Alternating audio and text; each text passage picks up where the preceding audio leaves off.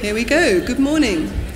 Welcome to the Literary Translation Centre and to our panel on prizes, literary prizes, and how they affect translation, translations, and translators. We have a wonderful panel for you this morning. To my right, Margaret Jewel Costa, a translator from the Spanish and Portuguese, extremely eminent in her field. She's been a literary translator, yes you are, she's been a literary translator for over 30 years, translated works by many of the greats of Spanish and Portuguese literature, including José Saramago, Javier Marías, and Fernando Pessoa. She's won a number of prizes herself, most recently the 2017 Premio Valle Inclán for her translation of, I'm going to make a mess of this, aren't I, Rafael Chirves? Good. On the Edge. In 2013, she was invited to become a Fellow of the Royal Society of Literature. In 2014, she was awarded an OBE for services to literature, and particularly for today, she was recently a judge of the Translators Association First Translation Prize. We have Maureen Freely on the end there, who is the author of 7 novels. She too is a translator and former chair of the Translators Association. She's currently president and chair of English PEN, teaches at the University of Warwick. She's probably best known as one of the translators of Orhan Pamuk, the Nobel Prize-winning Turkish author. She's translated how many novels by Pamuk? 5. 5. Enough. Quite a few. And Maureen is also a judge of this year's Man Booker International Prize 2019. You may have seen that the long list was announced just after midnight last night, so if you haven't checked out who's on the long list, have a quick look. And in the middle here, we have Jacques Testard, who, after co-founding the literary magazine The White Review, went on to set up Fitzcarraldo Editions in 2014, is that right? Yeah. Fitzcarraldo Editions, you may have seen their beautiful blue and white books. They've really made a name for themselves within just 4 years. Its authors have already bagged 2 of the biggest literary prizes. Last year, Olga Tokarczuk and Jennifer Croft won the Man Booker International with Flights. And in 2015, Svetlana Alexievich was awarded the Nobel Prize for Literature shortly before Fitzcarraldo published the English edition of Second-Hand Time, translated by Bella Shayevich. So, and you also got 2 more on this year's MBI shortlist, long list, I mean. So I'd like to start with you, Jacques, and ask you what difference have prizes made to you as a publisher? Can everyone hear me? Well, they have been extremely important in the story of Fitzcarraldo Editions. When I started publishing in 2014, I was working on my own, and we were publishing, I was publishing 6 books a year, 3 works of fiction, 3 essays, and I was fortunate enough to buy the English language rights for Svetlana Alexievich's Second-Hand Time 1 year before she won the Nobel Prize. So I was able to sell that book for a significant sum to an American publisher after she won the Nobel Prize, and that enabled me to start publishing a few more books a year, so from 6 to 8, and to employ someone to work alongside me for the first time, part-time at the time. And then with Olga Tokarczuk's Flights last year, that was even more significant really in terms of sales and visibility. And to give you an idea of the scale of the change, a year and a half ago I was still the only full-time employee working with a part-time employee, and now we're on the brink of 3 full-time, 1 part-time, and a lot of that is due to Olga's success. And not just Flights, but the book that came afterwards, Drive Your Plough Over the Bones of the Dead, which Antonio Lloyd-Jones translated and which is now on the Booker long list.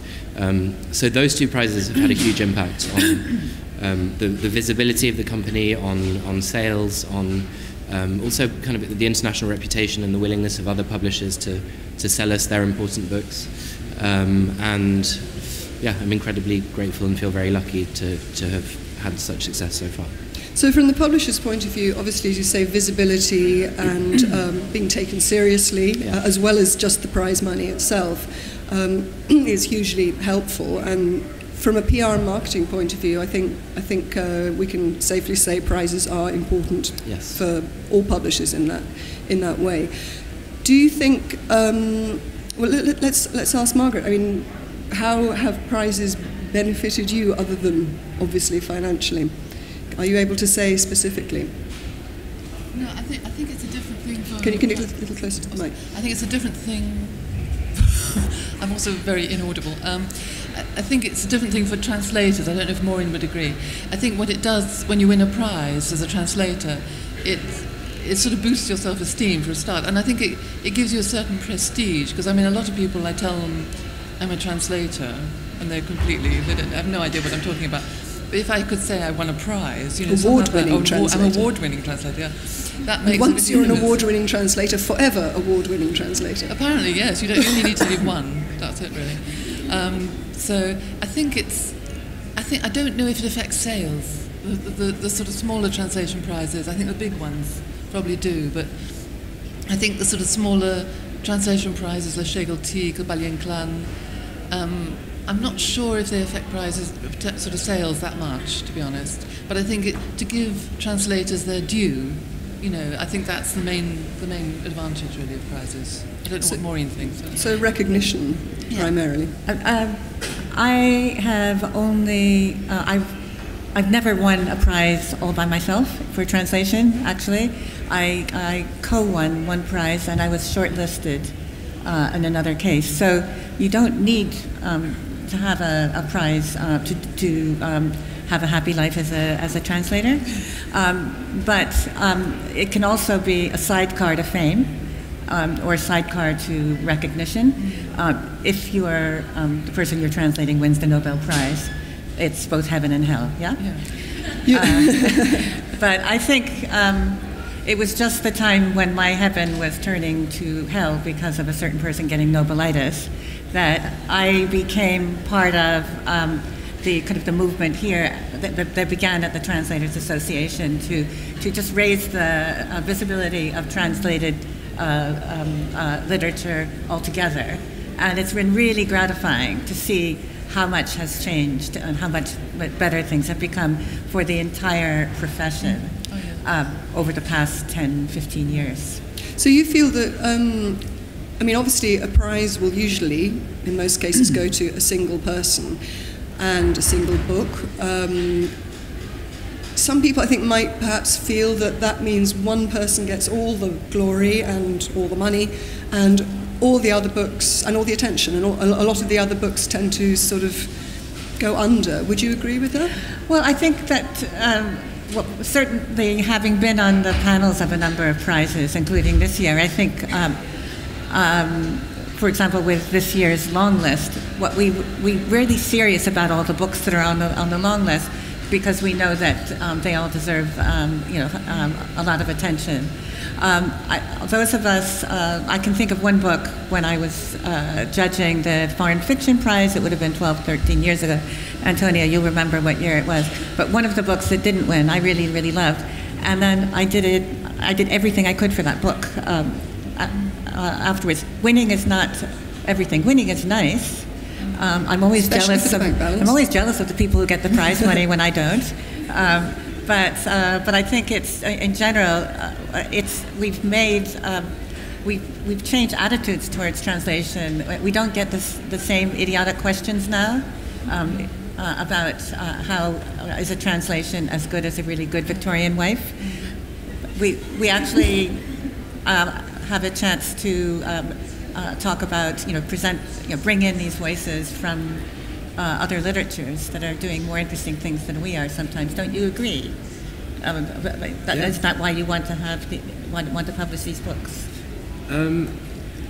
I want to publish these books because they're good books first and foremost, and the prize attention is great in that it improves the visibility. But that's not the reason why I publish any books, whether works in translation. But you wouldn't want to be not want to have any books in translation. You wouldn't want to be locked inside English.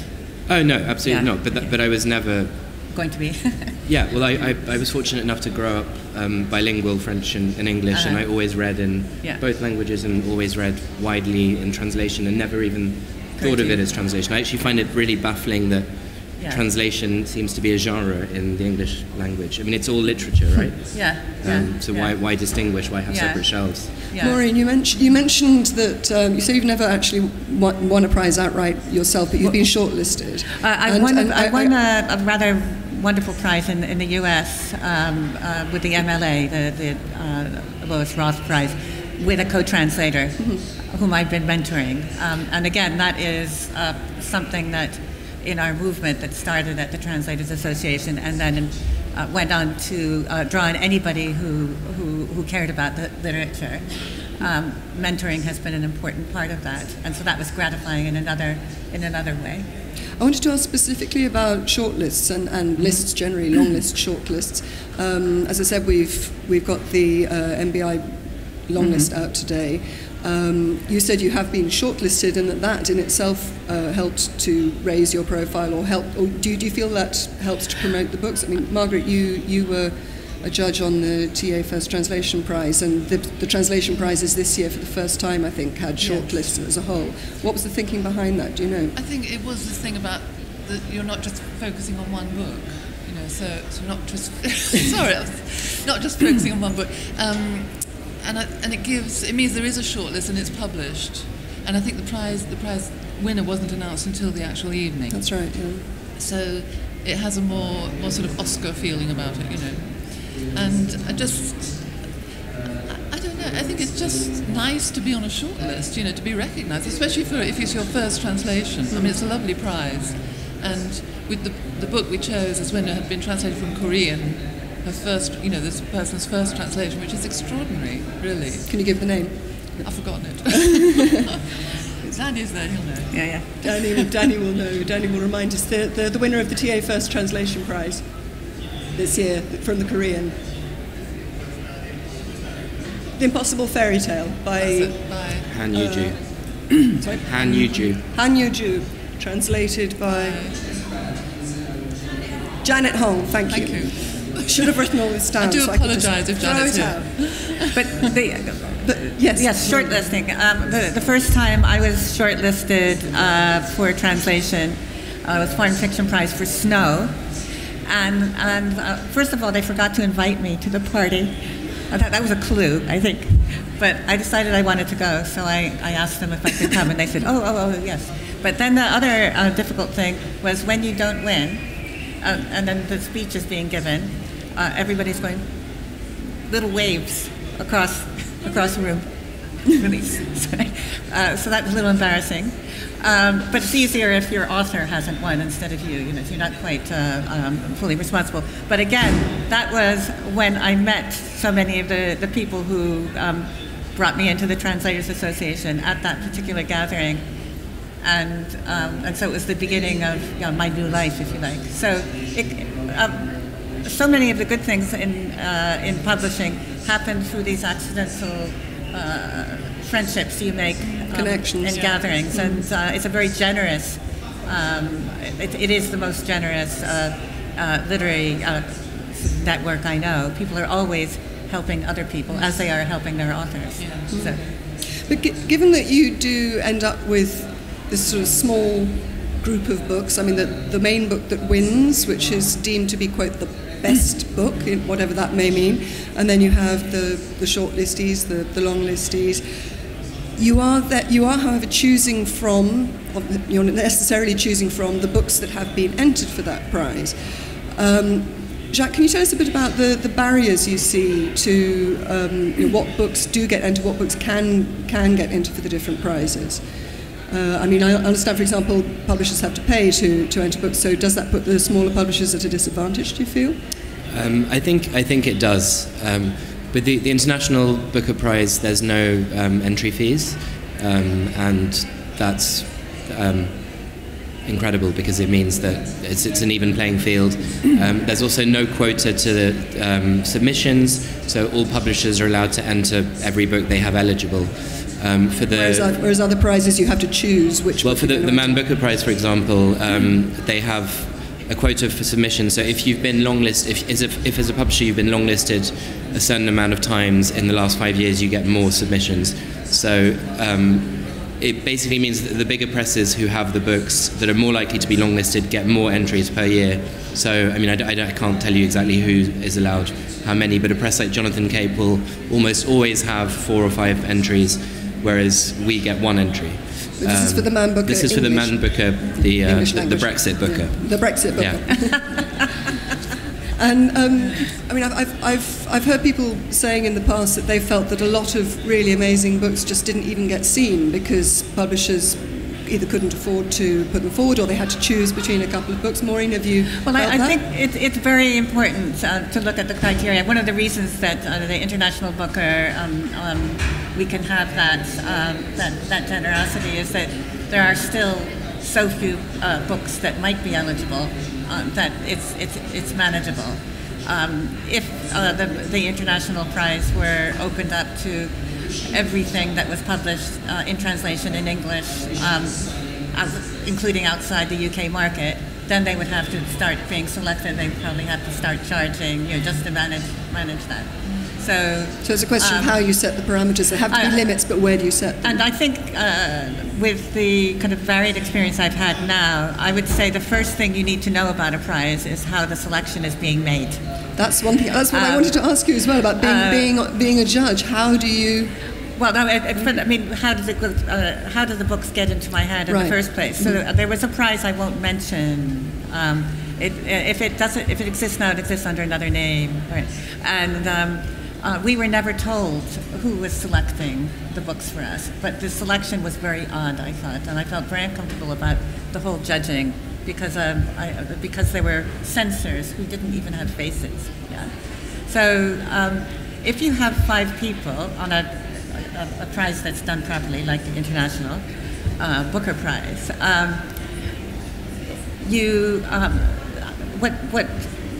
what the organizers of the prize do, they want to have 5 people who have very different perspectives and are very, and very different tastes, and therefore, we all agree to disagree, to agree. Yeah, that's also good, I think, but it's very annoying. Yeah. So how do you tease it out? How do you achieve that compromise? And is it always a compromise? Do you end up with a compromise candidate? It's not always a compromise. I was on one panel a number of years ago in which we all went, prepared to fight for one book that we thought was, going to get knocked down by everybody else, and we all had the same book. So, and the meeting lasted 10 minutes. We were really embarrassed. So you never know, and I think as you go from sort of stage to stage, the dynamics beginning change. It is a little bit like playing a card game without knowing or playing 5 different card games, and you don't. Yeah.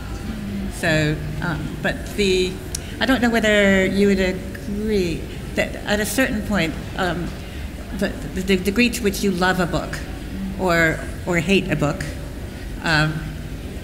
really makes a difference in terms of what you're willing to let go of and what you're going to. Does that shift over the course of the judging process when you hear the arguments from your colleagues? Yeah. So you might start off thinking this book is terrible, I can't see anything in it, and in the end think, wow, this is brilliant, I didn't realise. Yeah. And so there are some books. I was prepared for this. I had just given up on, but other judges rated. I went back and I found out that they were absolutely right. So it really depends. If you're reading 108 books, one after the other, a book can hit you in the wrong way at the wrong time, or simply because the book you've read just before is so very different. One can be very tautly plotted and written, and then the other one can be more relaxed, and you don't get into the rhythm right away. So it's good to have second and third and fourth tries, and then it's good to go on holiday.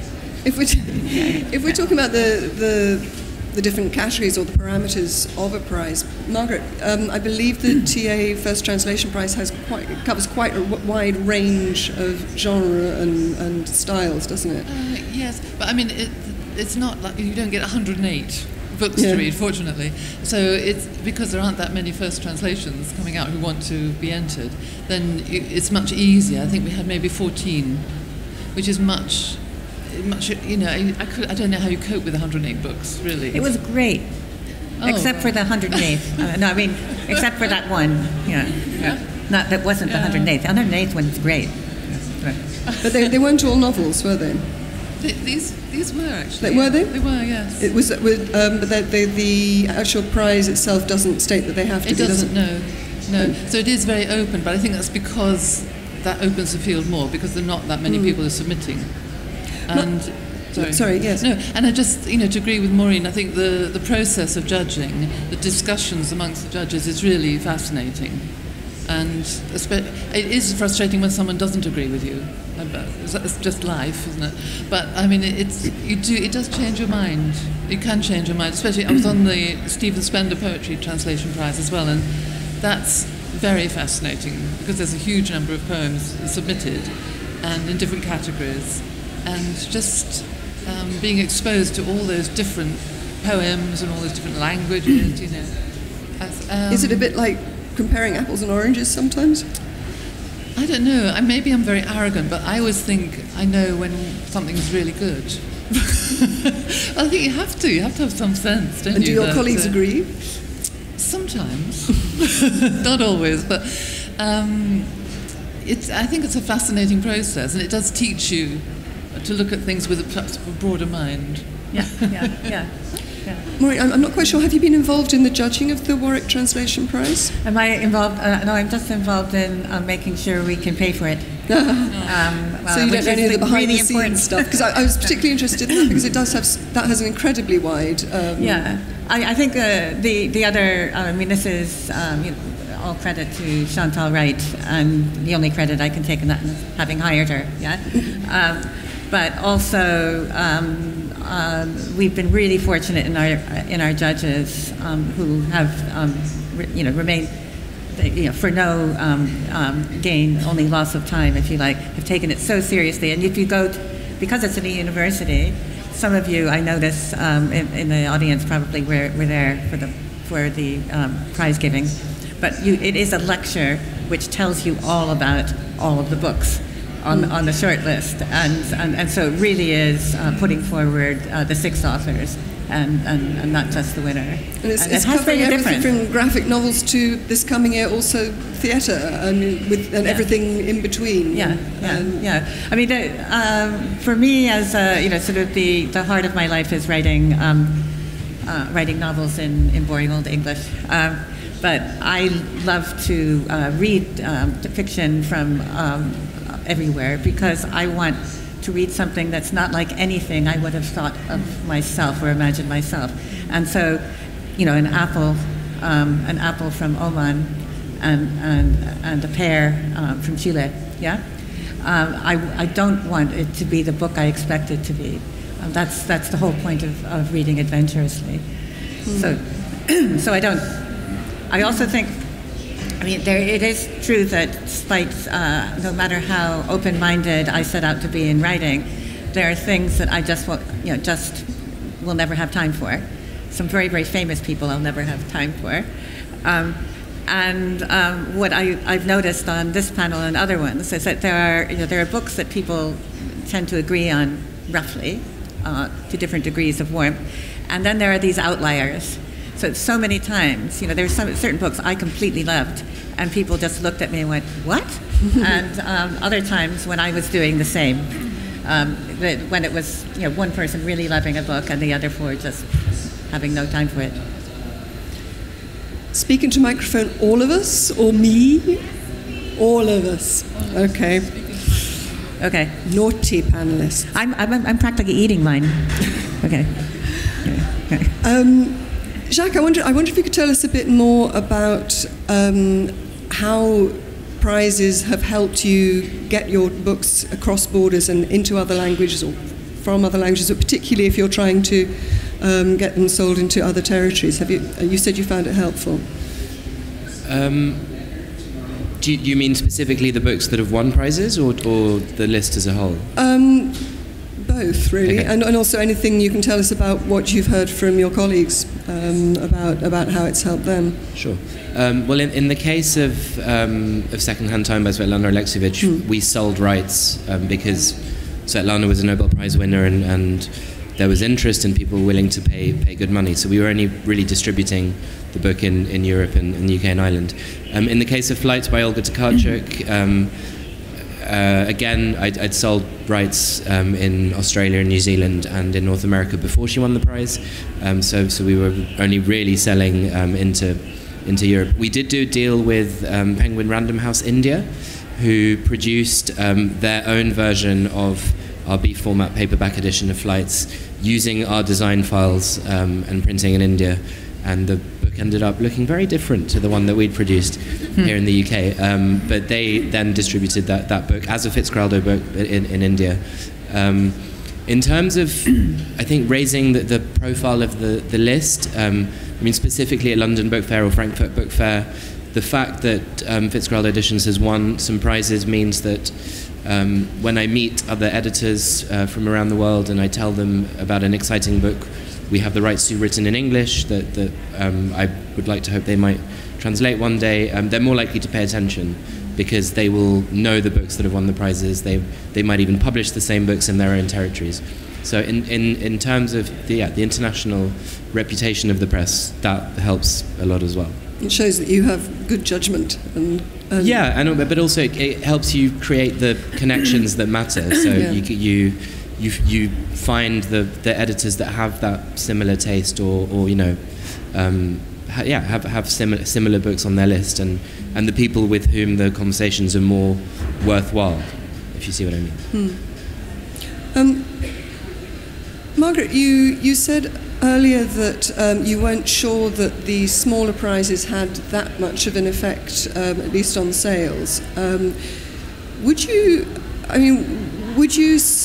just to play devil's advocate for a moment, could it be said that perhaps there are too many prizes out there? You have the big hitters, but then you have lots of smaller prizes for this, that, and the other. I mean, I lived in Germany for a long time. It seems every state and town has their own prize, so practically every author stroke translator could probably have a shot at it. Does that in some way perhaps devalue the winning of a prize, the award-winning translator? No, I don't think you can ever have too many prizes. You can't have too many prizes, okay. No.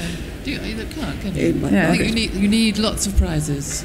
And I think that the point is for each prize to be doing a different thing.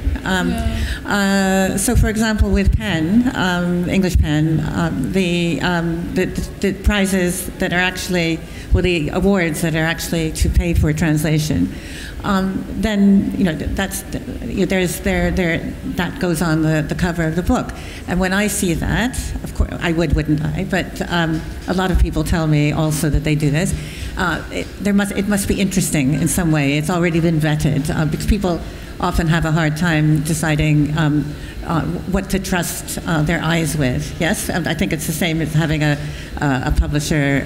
So a prize will give a publisher a reputation for being discriminating or serious. Now the Warwick Women in Translation Prize at Warwick again was put into place for a specific reason, because it is true that not as many women are translated into English. This is a problem. Therefore, this is a little prize that's had sort of global attention, we're glad to say, that addresses the problem but also offers a solution. So I think what I would be arguing for is a sort of a varied ecology of prizes, each one of which is offering something different. So prizes as a form of raising awareness as well of different issues or different problems within publishing. I would say from the prize, from the publicity point of view, it is really, really difficult to get in the mainstream media to get attention, and so the more prizes there are, the more the harder it is to get that sort of mention, especially if they're announced on the same day, which I think is happening today. So there are problems with publicity, but again, with our little prize, because it was addressing something that a lot of people have noticed, it got a lot of attention because it was doing something different. Just to say something about the Impact Prize. That's the only prize where books Dublin, as it is now. Sorry. Yeah, is it called Dublin? It's changed to the Dublin Prize. Okay, the Dublin Prize again.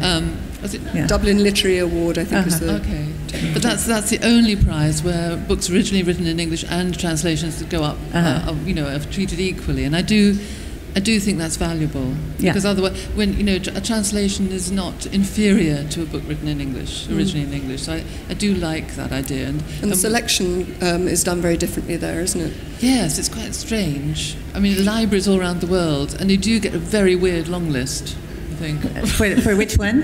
And for the Dublin Award. Okay. Yeah. If you could just explain how it's Well, selected. I never quite understood it. Libraries all around the world can submit a book. And so you get, and they often they choose a book in their own, translation from their own language or in their own language, in English, but written in, I don't know, in Belize or somewhere. So you get a very, very wide selection of books, which is quite. It's an interesting selection in a way, but it's sort of, if you're on that long list, which is very long, you think, I'm never ever going to win that, no way. But I like that idea, and I think wasn't there talk of the Booker International being like that as well, or the Booker Prize? Not in front of me. No. Not in front of me. Okay. But they're careful what they say in front of me. Okay. And as you say, that is an incredibly long list. I mean, effectively, it's the original list. It's not. I suppose it has been selected by the librarians, so there's not. So you say it's been selected, but it's not been selected by the jury at that point, has it? No. So it's like almost everyone you know is on that long list. Sort of. And many prizes, many literary prizes around the world don't accept translations. Some of them it's not part of their remit. They're awarding a prize for something very specific that doesn't, by its nature, admit translations. But we've been making a list of the various translation prizes where it's either unclear or they don't seem to accept translations, but there doesn't seem to be a particular reason why. Prejudice. Prejudice, you'd say. Yeah. How can we go about persuading them that the translation, as you say, should be judged in a similar way to, or in the same way as any work of literature? I don't know. I mean, I think things have improved, but there's still this idea that a translation is somehow inferior. It's not the original. It's not the real thing. And I don't know how you change that really. By things like Olga's book. Things when books that really becoming to the notice of the big prizes. I think that's important. What do you think? I think we can also change it by making sure everyone reads This Little Art by Kate Briggs, which is an essay we published on translation and the art of translation, and arguing for many things, but kind of arguing for the importance of translation as an artistic practice. Sorry, that was the commercial plug. Yeah. I think that there are a lot of possibilities that have opened up because of the work we've done all together over the past 2 decades to celebrate not just other voices from other places, but to celebrate the full world of writing. And that creates an opportunity for more novelists and poets writing in English to translate. I think once you've been translating, whether you publish it or not, you understand how, your very way of thinking and imagining the world changes just through the act of or the art of translation. So it's something that you see in a lot of the authors who do get on these short lists in the translation prizes. A lot of their formation as writers was through translation, and it's something that Anglophone writers don't need to do, and then therefore they don't do, and then they get more and more isolated without even realizing it. It's kind of the fall of Rome syndrome.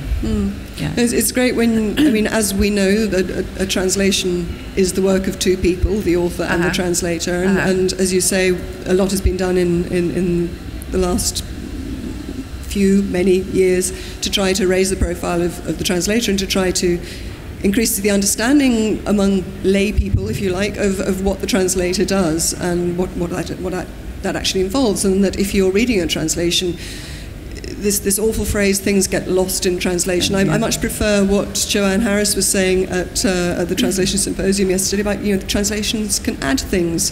You may not have this particular pun in the English, but a good translator will find something, bring something from their own language that adds something, and it's wonderful to have prizes that acknowledge translators, because they can also acknowledge that the translator can bring something to the work, can add something to the work, contribute something in addition to doing the work of translating the author, and that it is a collaboration. And it's not just on the level of the word; it's on the level of the structure of thought, the sentence and beyond. It's not. The question is the translator able to create that whole complex web of artistic effects that they see in the original? So there's a lot. I think, to quote Chantal. Right, that's the great thing about hiring people, then you can quote them.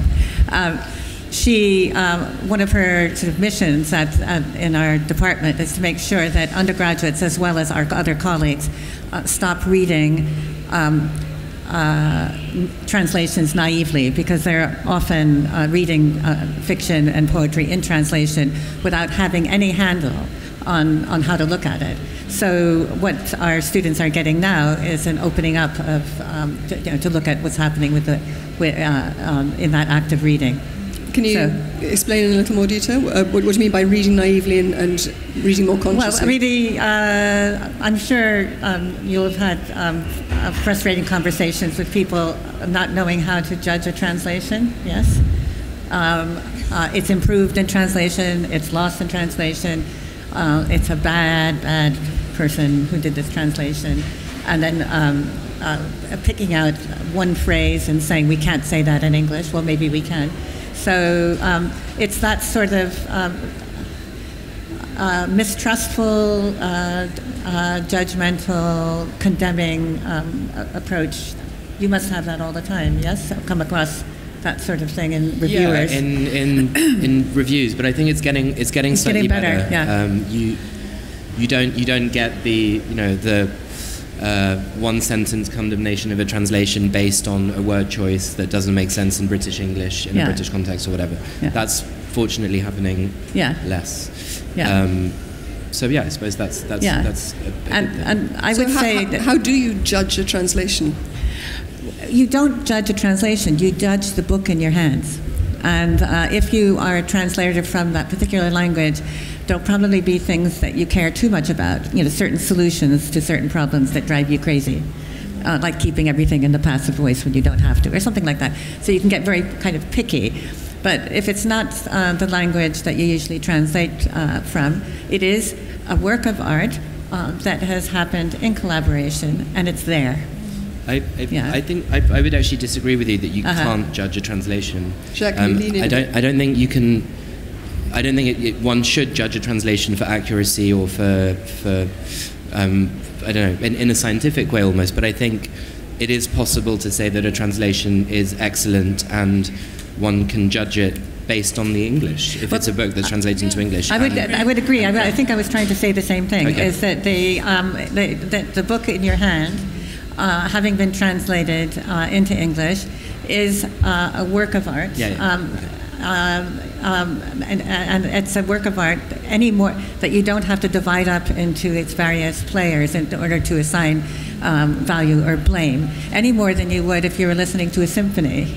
It is the thing that it is the interpretation, and it moves you or not. No, I just agree. I don't know. I think when you're reading a good piece of English, basically, whether it's translation or not, and that's what when I'm a judge, or when I'm just reading, that's what I judge by, whether that English, whether there's complete confidence in the way that writer, whether it's the translator or the writer. It's that, because I know Kate's book talks about Helen Lowe Porter. I happen to be reading Helen Lowe Porter's translation of The Magic Mountain at the moment. And whose translation? Helen Lowe Porter. Mm-hmm. I think it's absolutely brilliant. And yet it's been slagged off because it's full of inaccuracies. I don't know German. Do you think it's full of inaccuracies? I haven't compared the two. But it's wonderfully inventive and confident and full of sort of really interesting ways of using English. That's how I value anything in English, really. So. I would be interested now to hear what people in the audience have to say about this. So perhaps let's open it up to some questions. Do we have a microphone somewhere? Do we? No. A microphone? No microphone. So it will be shouted questions. Would anyone like to? Here. Here's something. Someone. Danny is pointing. a microphone. Does anyone have anything they would like to ask? Yes, lady over here.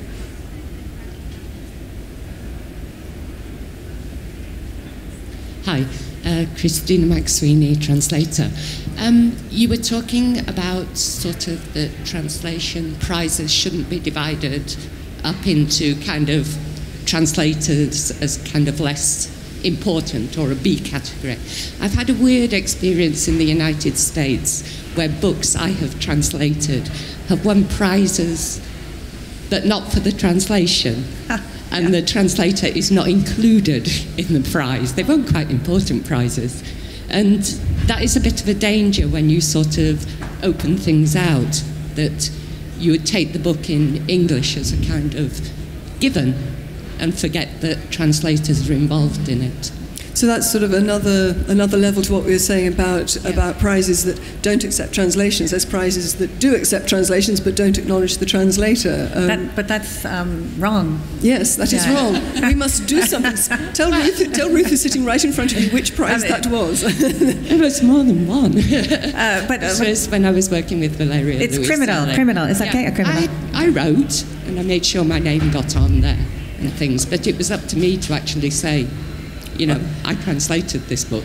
I can only say, do keep us... I didn't introduce myself at the beginning. For those of you who don't know me, I'm Charlotte Collins. I'm one of the 2 co-chairs of the Translators Association. The other, Ruth Martin, is sitting just there making scribbly notes.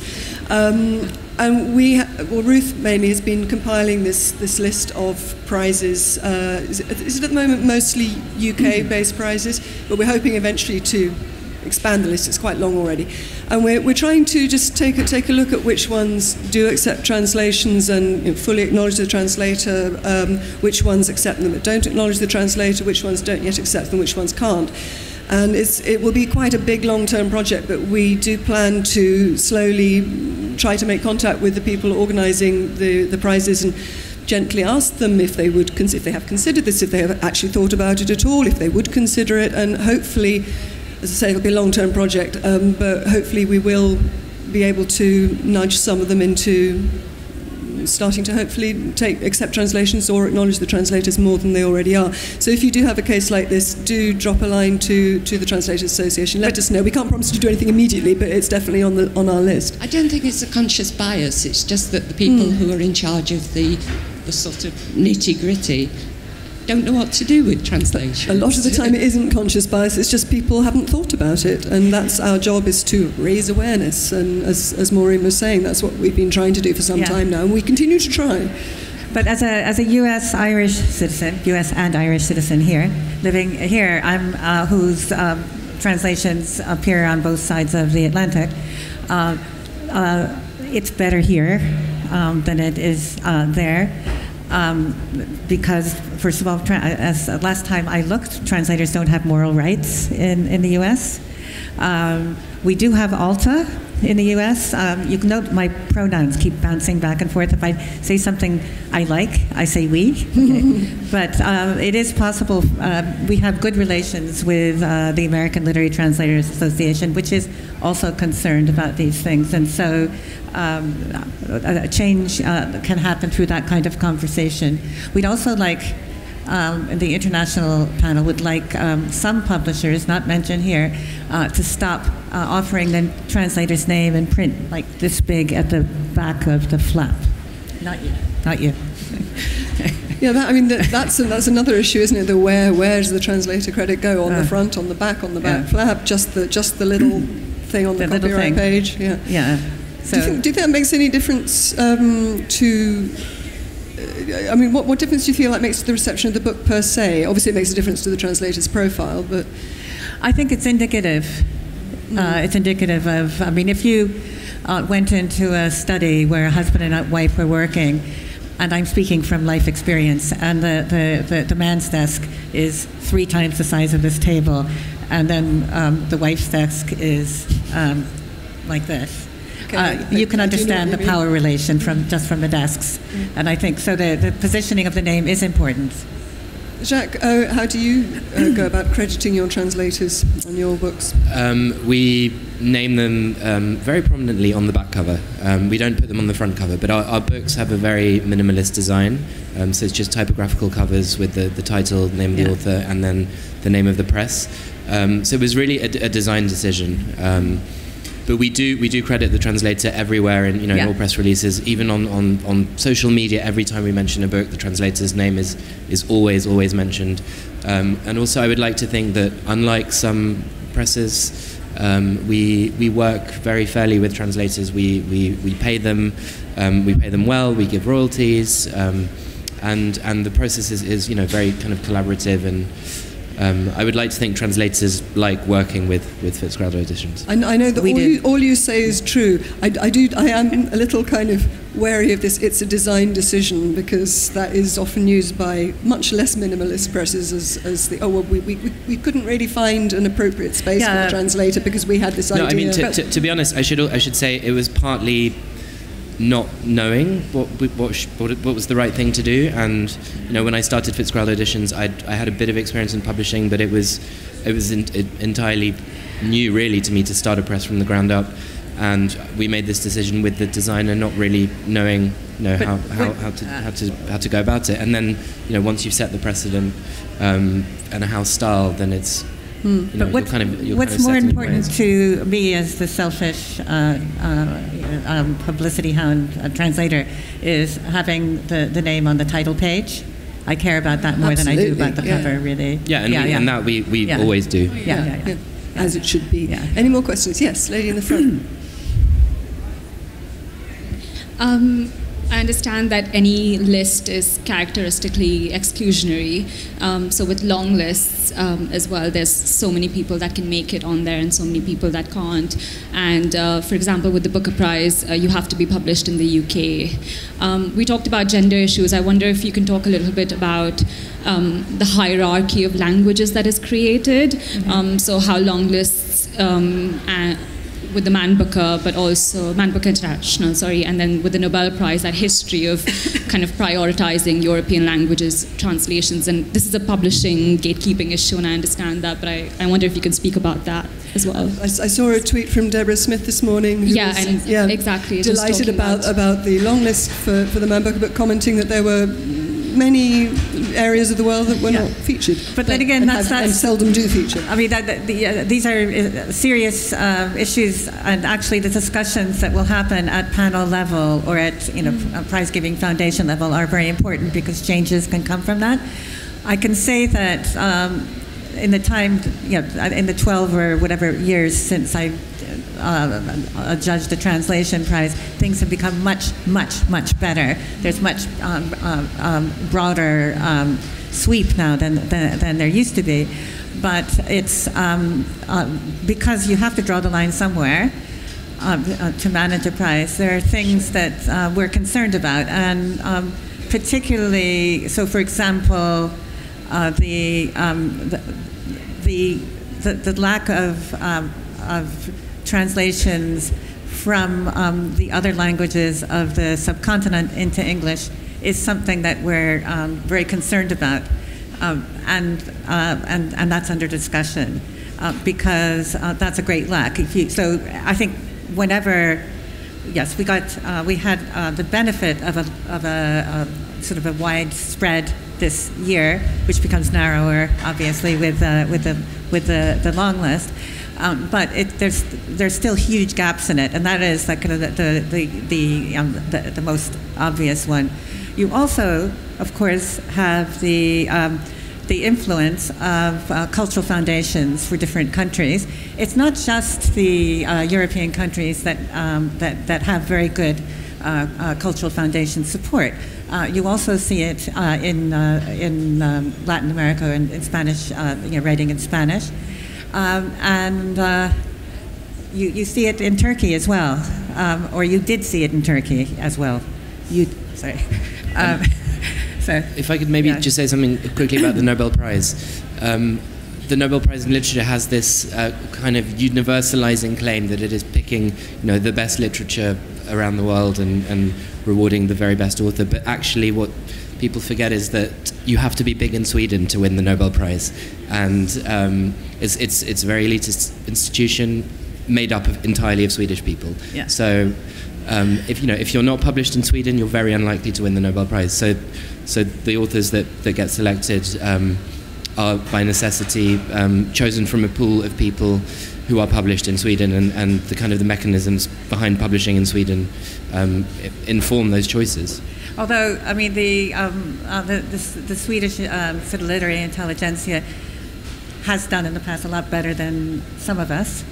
Having been in the literature in the library, you can see how hard some people on the academy, anyway, have been trying to read out and get recommendations. Do you mean Bob Dylan? Something's happened recently, yeah. but it's all going to be better from this year. But there is an effort, which is the most. I think. Yes, we should take the Nobel Prize away from the Swedes, but the money first. Yeah. But I think the problem of lack of diversity or lack of representation of different areas. It's not just, it goes back down the chain, doesn't it? So you have the judges on the front line who have what they've been presented with. That can only be from what the publishers have presented them with. Then they can only put forward something that they've published, which has to come from the other publishers in the other countries. So it's a question of becoming more open and going out and exploring what's available in those areas. That is why it is good to have a varied economy of prizes. Yeah. Because at least you have gatekeepers. You don't have the prizes in other countries as well. A group of gatekeepers who. That's the great fault of the Swedish Academy, I'd say, is that the gatekeepers don't change unless they're really badly behaved, yeah? And it's just happened for the first time in 240 years that the gatekeepers have been changed. Yeah, it had to be really bad behavior. The last person to resign from the Nobel Prize Academy before what's happened in the last year or two was in something like 1826, and it was because he'd murdered someone. Shouldn't laugh. And so you don't want to... So if you have I've always felt that the literary culture here is more fluid, partly because of the legacy of the Commonwealth and so on. I've always felt in the U.S. it's much, it changes a lot more slowly, and therefore you have entrenched gatekeepers.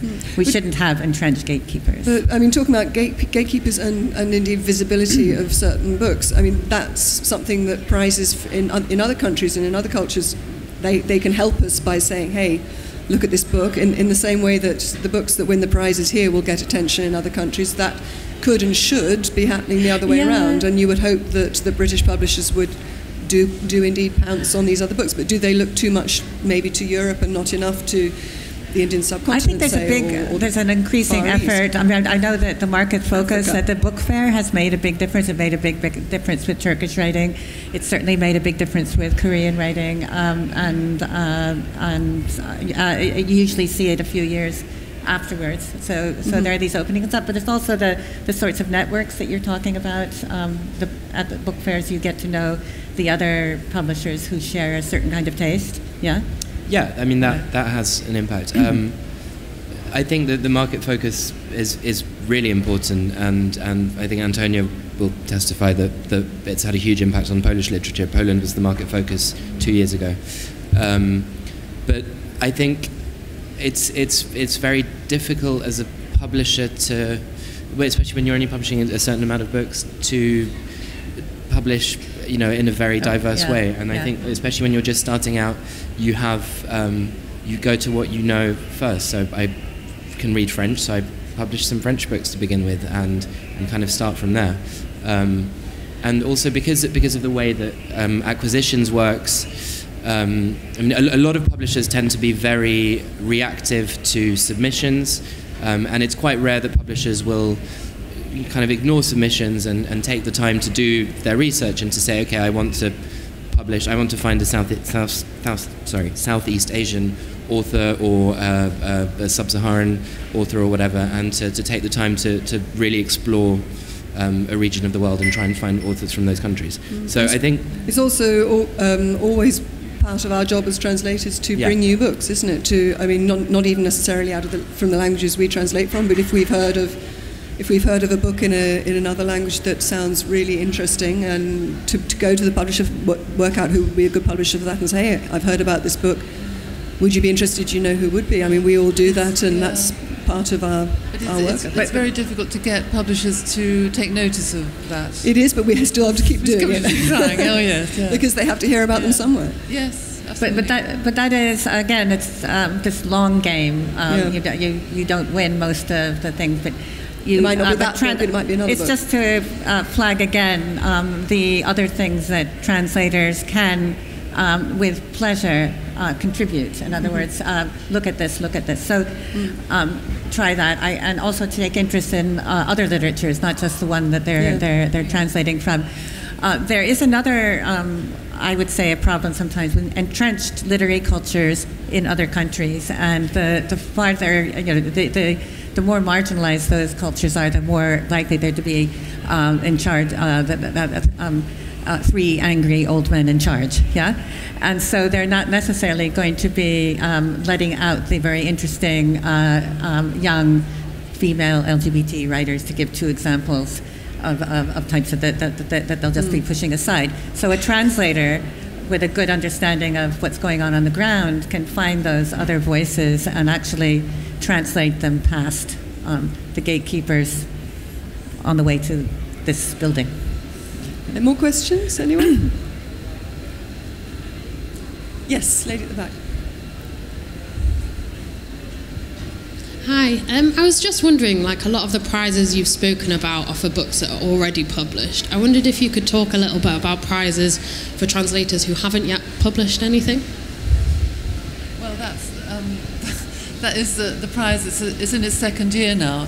It's called the First Translation Prize, and it's a prize which goes to a translator who's doing their first translation and to the editor.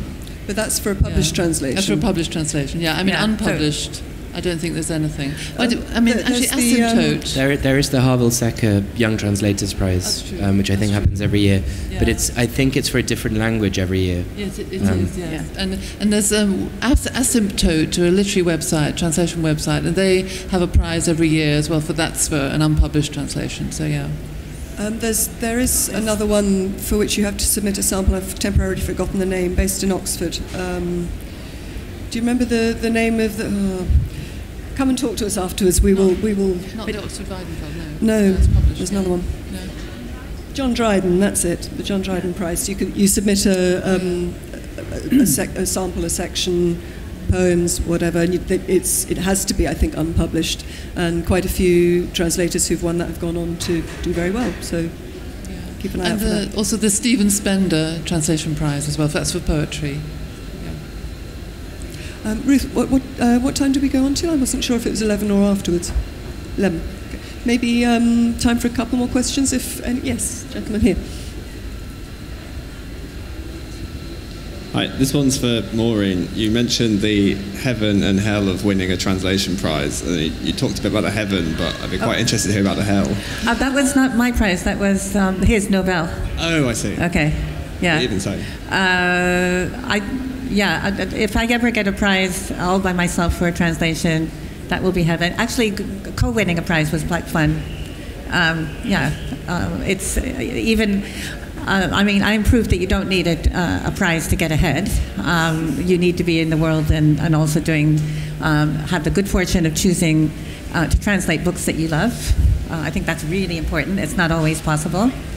And of course, you have more choice after you have more recognition. It's always nice to win. Yeah. Anyone else? Any more questions?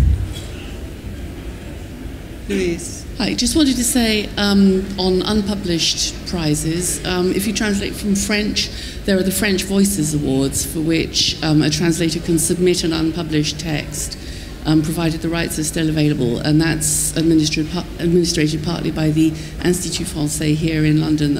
You can find links to it on their website. Great, thanks. Anybody else? Yes. Hi, I'm a translator from Taiwan, and I translate French and English into traditional Chinese and work mainly with the Taiwanese publishers. Actually, I want to ask you about, I think it's 2 or 3 years ago, there was The Vegetarian by Han Kang, who won the, I don't even remember the prize, but the book Vegetarian by Korean author Han Kang. Yes. I think the book won the big prize. Han Kang the Vegetarian, translated by Deborah Smith. But anyway, I remember that at that time, of course, all the Koreans were very happy that they're offered the international big prize, but then there's some backfire from Korea because some readers don't like the translation, the English translation. So I don't have any personal opinion on this because I haven't read the book. But I don't know if you are aware of this situation. We're very aware of it, yes. But I would... I wonder if you have any thought on this. And also, I'm curious, when you are picking or judging choosing any translated word for the prizes, do you consult any translators in the language pairs or anything? Do they get consulted? Did you say? Do you consult? Do the panel consult any translator? Does the panel consult people who speak the original language? Is that what you're asking? Yes. Okay. Can you? No. Unless they happen to bring them to the table. But going back to your question, the hell of getting a lot of recognition, which I managed to get because of Orhan Rising to the Stars, is if they don't like what the author, so Orhan continues to be controversial in Turkey, so what happens is that the attention goes on to the language. So they always are complaining about his language because that's, I don't understand. I've seen this happen in other literary cultures as well. And then if it is a nationalist country that feels put upon by the rest of the world, the translator is an object of suspicion, and so I am an object of suspicion, and I get I'm either told that I've improved it, which is a very strange sort of compliment I could do without, or they'll take issue with what I did on page 3 or but they get really, really angry because there's such ambivalence about translating the culture itself, the language itself. So I would take, as a translator, I would take these discussions, not with a pinch of salt, but with a lot of distance to see what is actually going on, what people, they might be talking about the actual words and the book, but they might be just talking about who has the right to take our books into another culture. Do you think it is an issue that most prizes don't have the capacity or choose not to get someone who speaks the original language just to double check? Because I think a lot of people would say, I know we know that we look at it like as a piece of literature, but you will have a lot of people asking, how can you judge it if you don't speak the language? How do you know that they've actually translated the real thing? I'll raise the angel of Michael Henry Heim, who the great translator from almost all of the languages of the Balkans, including German, who always taught, as we have tried to do here in his footsteps, to think of literary translation as a literary practice, and therefore he would always invite people writing from any language into English, so that you're not getting caught into the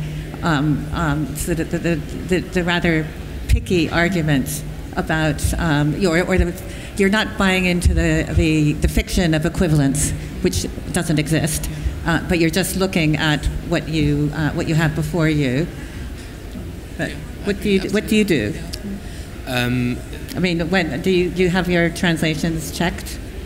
Well, I edit them all, so so I check them French, myself. But when it's a language that I don't know, I mean, in the case of Svetlana Alexievich, for example, I don't read Russian, and because it was a big book and because she'd won the Nobel Prize and we knew the book would be read and widely reviewed, we did employ a bilingual proofreader. who looked at the Russian at the end. But during the editing process, I was referring to the French as a sort of third. as a source to check if the English didn't make sense. I think we can sing the praises of bilingual copy editors. Certainly, my experience of being copy edited by someone who knew at least some German, even if they didn't get it right, they could say, "Is this really what this means? I'm not sure. I found this." And you the more conversation. I mean, I think what we've left out of this discussion is all of the good things that can happen during the editorial process, and how important they can be.